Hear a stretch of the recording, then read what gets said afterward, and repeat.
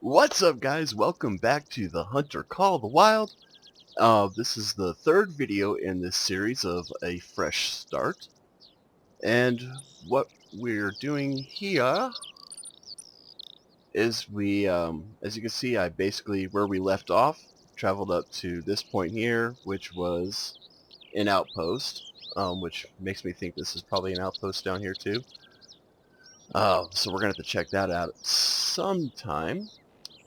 But yeah, nothing's changed. I didn't shoot anything, nothing like that. As you can see, we're still level 3. Our experience, we gained money from doing those missions. And we've seen some ibex and some mouflon. Um, well, I saw some ibex and some mouflon while traveling up here. There you can see the tracks. But yeah, so in our previous video, we stopped here. Well, we started here, and we came down here. We shot our first deer. We got our first kill, which was a roe deer. And then we moved up, came over here. We placed some signs for Alejandra. And then she gave us this mission over here, which we're not quite ready to go for just yet because we're still exploring the map. So, all that being done, I'm going to go ahead and get this outpost, and then I'm going to get this lookout point and see what else we can explore. It looks like there's probably going to be something right here where this trail ends. Who knows? Who knows? Also, I know some people have already asked, especially in Steam, so I'm just going to go ahead and get this out of the way and let you guys in on it's not really a secret. I don't try to keep it a secret, but let you guys know kind of what's going on here. So a lot of you noticed Miss Amora. Yes, I am Miss Amora on Steam. So the story behind this, why am I playing the account of a female, is Miss Amora was my fiance before she had passed away during surgery. Um, please don't flood the comment section with "I'm sorry" and all that good stuff, guys. This happened years ago. All right. Um, I'm over it. It's good. All right. Um, but her and I shared this account on Steam on Miss Amora, and I just didn't get rid of it because in a way, this was to keep her memory alive. So yeah, now you guys know why I'm playing on this account. But anyways, while we're also here, no, I lied. I'm not going to do that yet. I'm not going to do that yet. Um, you'll find out if you keep watching the series what I'm talking about. But let's go ahead and get this.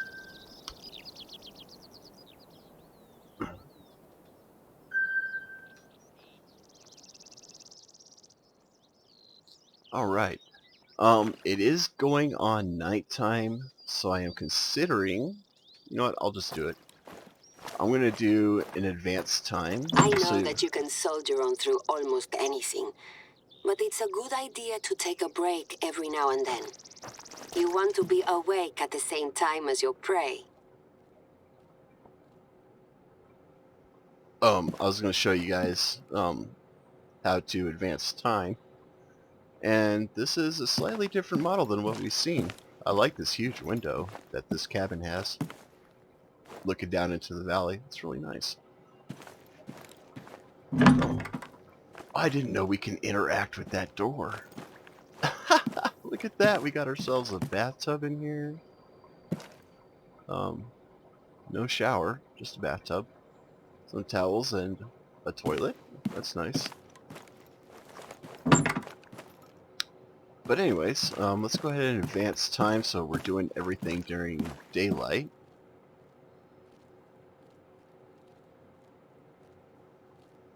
There's something walking around out there. Huh, neat.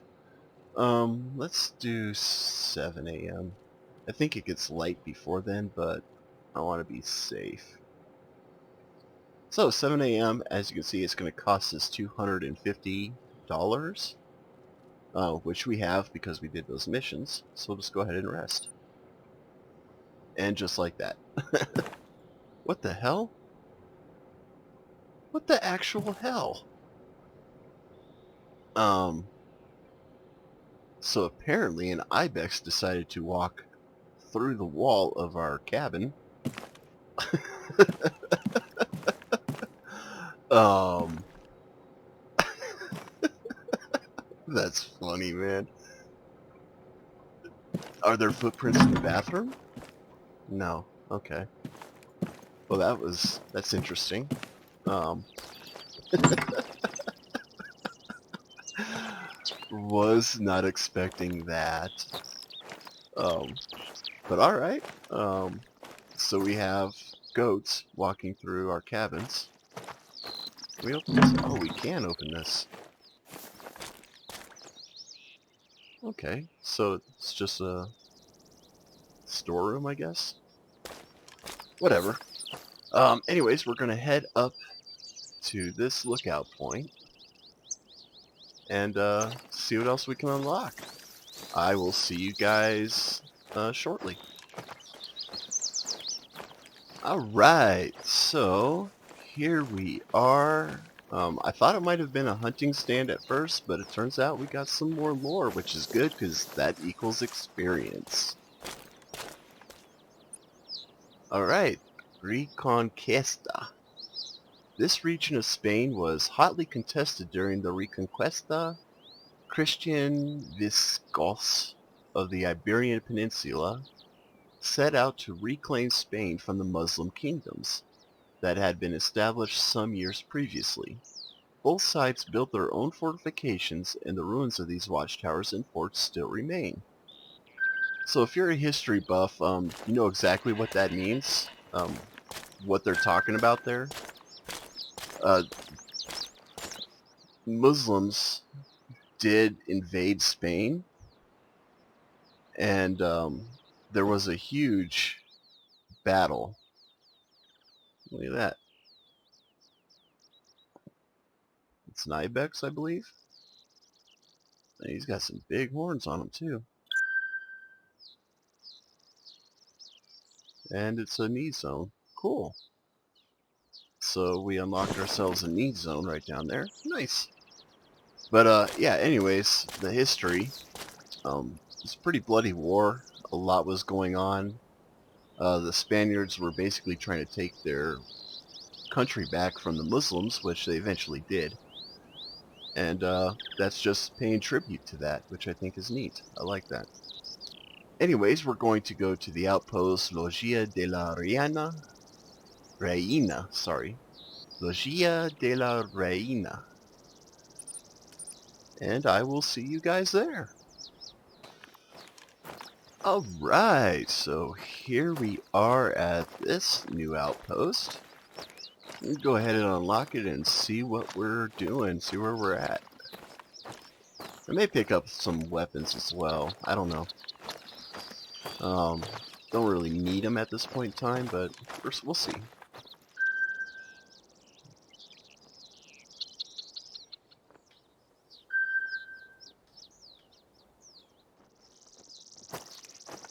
Alright.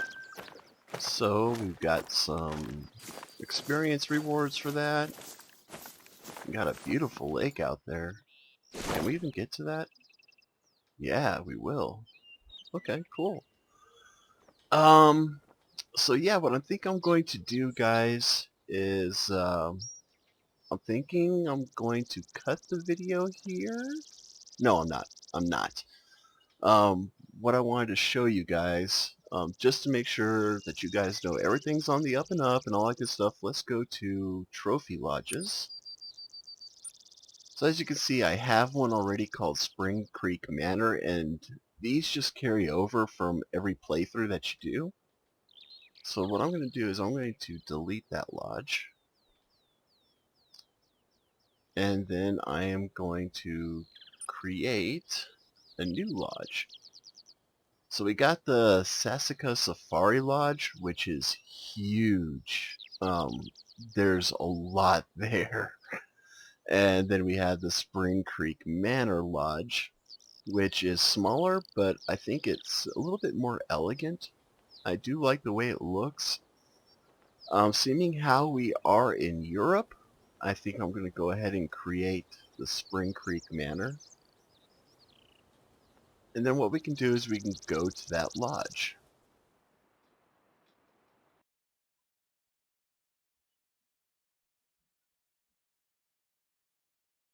As soon as it loads up, that is.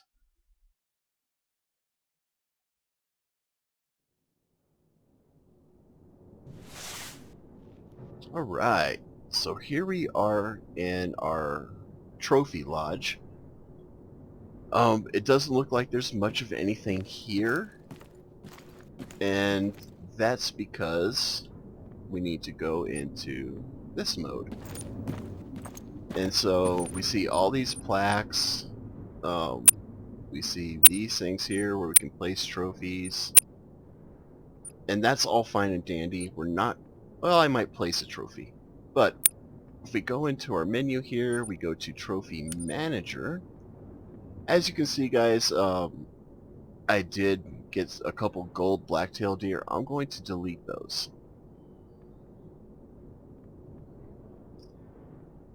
Same thing with this one and this one.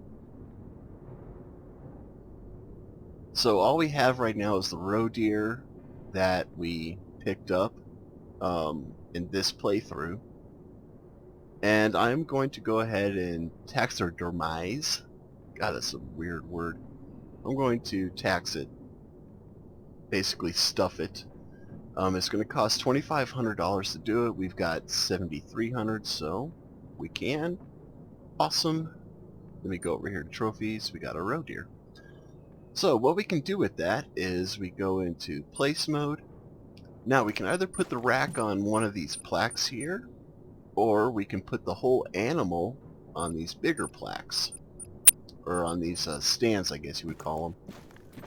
Because it's not a very big animal, I'm going to see if maybe it'll fit on this one here.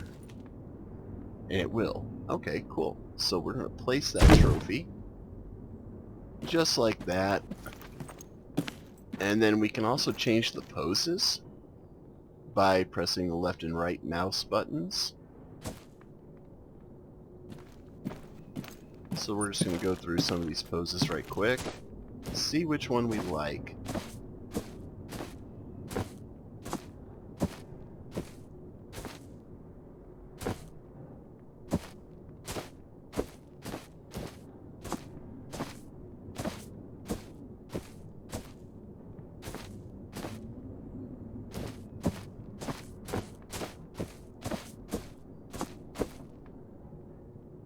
That's a kind of a cool one. I kind of like that one. Alright, so that's all of them. This one I think would be kind of neat. I like that pose.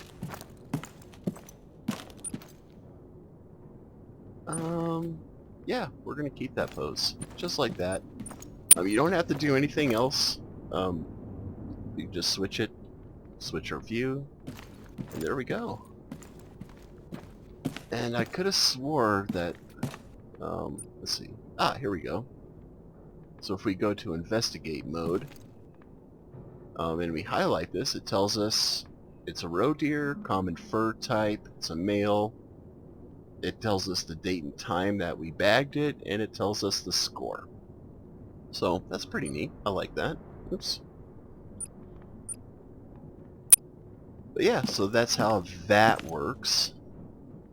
We're going to go ahead and get out of this. We're going to go back to map, where we can pick where we want to go back to. We're going to go back to Cuatro Colinas. And I have no idea where it's going to place us. Hopefully it'll place us in that last outpost that we were at. Because that's kind of where I want to be. But we'll find out. And it did. Okay, cool. I think it did. It did, right? Yeah. Alright. We'll just go ahead and accept these missions. Um, Hunt Club Beta, I talked about it earlier. Let's take a look at it. What this is when you sign up for Hunt Club, it gives you like optional missions. So here we can see our daily mission, Howling at the Moon, harvest any species of canine between 1800 and 0600. If you bag one, you'll get $750. If you bag three, I think it's like $1,000 is what it'll end up being. If you bag five, it'll be something else. You can also do light as a feather, harvest wildlife weighing less than 35 kilograms. Um, and it's the same thing, you'll get different amounts of money based on how many of them you do. And there's 13 hours, 15 minutes left on both of those. Weekly, harvest wildlife, pass the harvest check, and get 100% quick kill bonus. It's got 3 days, 13 hours, 15 minutes. And it, like you see there's keeping track of the animals we killed. One of them was before I started making this series, just to kind of get back in the swing of things. And the second one was that roe deer we killed. Um, but that's what this is. This, I was hesitant to show this because the Hunt Club doesn't always work. And what I mean by that is sometimes you'll log in and there won't be any missions for the Hunt Club. Sometimes you'll log in, there's missions, but the missions don't track correctly. So you'll complete like this one. So say we shoot a whole bunch of wolves between 1800 and 0600, and it wouldn't keep track of your kills. You wouldn't get the rewards for completing the missions. It's something that the devs are looking into. They've already stated that they're looking into it, and I think it was their last live stream or the second to last live stream. Basically, they do one every week. Just giving us an update on what's going on in the game, which is really nice, really cool. I love that about Expansive Worlds. They really try to communicate with us as the players, letting us know what's going on, what to expect, and just having fun. So that's, like I said, I was kind of hesitant to show you guys that just because of the issues that they're having with that. Also, before we sign off, we're going to check out the codex right quick.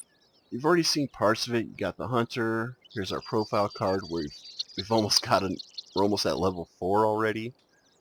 Our hunting profile shows us what we've been doing. The world play stats, that's for multiplayer. Leaderboards, I haven't ever seen anything on the leaderboards. Hunting log, we can see our history, and we can see our latest harvest. That'll actually fill up. And then you can go by regions. So we got Central Europe, which we're nowhere near. Let's go to Cuatro Colinas. And here it shows our regions and the sub-regions, I guess. Tell you how many landmarks and artifacts you found in each one. It'll show you the people that you've been introduced to, directly or indirectly. And it'll show you the wildlife, so holy... Oh. No, this is just all wildlife in the game. I was going to say, what the heck, there's all these here? But no, there isn't. But we do know there's ibex here. And this tells you a lot about the species. So they're pretty skittish. They like rocky terrain, forest, shrublands, excellent senses of vision and hearing, decent sense of smell. So that kind of tells you how you want to hunt these guys. It tells you where you want to hunt them, and since they have excellent vision and hearing, you're going to want to be really, really quiet, and you're going to want to approach them from foliage if you can. That way they don't see you. Social, common herds during rutting season, same-sex groups during the rest of the year. And they're active dawn to dusk. So basically during the daytime, right? Yeah, daytime. Recommended equipment, class 4 ammo. The species it gives you the Latin for it. The Capra Prianica Hispanica, and it tells you the difficulty, which is average. It also gives you a lot of history, a lot of information like what you would find at a zoo about the species. I'm not going to read all that, but just so you know, it's there. Um, and if you have some time, maybe you're trying to kill some time in game. This is a good way of doing that, to just read through the species without actually spending money to advance the time. Let's look at the roe deer because we killed one of these. Skittish and vocal when alarmed. Prefers a mix of forest and open fields. Very good hearing and senses of smell. Their eyesight, not so much. So you can pretty much get right on top of these guys as long as they don't hear you or smell you. They typically stay in smaller groups. Active during the day. Class 3 ammo, roe deer collar, and roe deer scent is the best way to attract these guys and to kill them. I'm not even going to try that. Difficulty is easy. The roe deer, also called Western or European roe deer, is a very common native inhabitant of the European continent. They can be found all over the area except in the northernmost parts of Scandinavia. Roe deer are a smaller species of deer characterized by their reddish and gray-brown fur. They also make a distinct barking sound when alarmed. Bucks develop antlers up to 20 to 30 centimeters or 7 to 12 inches in length that typically branch into 2, 3, or even 4 points. Roe deer are herbivores and like to feed on grass and cultivated soil. While primarily a forest animal, they often wander out into the fields in areas with more sparse vegetation. So that's just an example. I did read that one because it was short. Um, yeah, so that gives you guys an idea of all the stuff that this game really has to offer. It's not all of it by a long shot, but it gives you an idea. I am going to cut the video. What I'm going to do next, off camera, I'm probably going to go down here, check this out, because I have a feeling that this is going to be a hunting lodge or something else that's kind of important. And then when I come back into the video, we're going to probably be right about here in the next video. Maybe here or here, but I'm assuming that this is probably where I'm going to come in on the next video, or right here. Um, haven't decided yet. I'll figure it out as we go. So, until then, guys, I hope you enjoyed this video. I hope you enjoyed the scenery and what we're doing. Yeah, so be safe, be cool, have fun, and we'll catch you next time. Thanks for watching.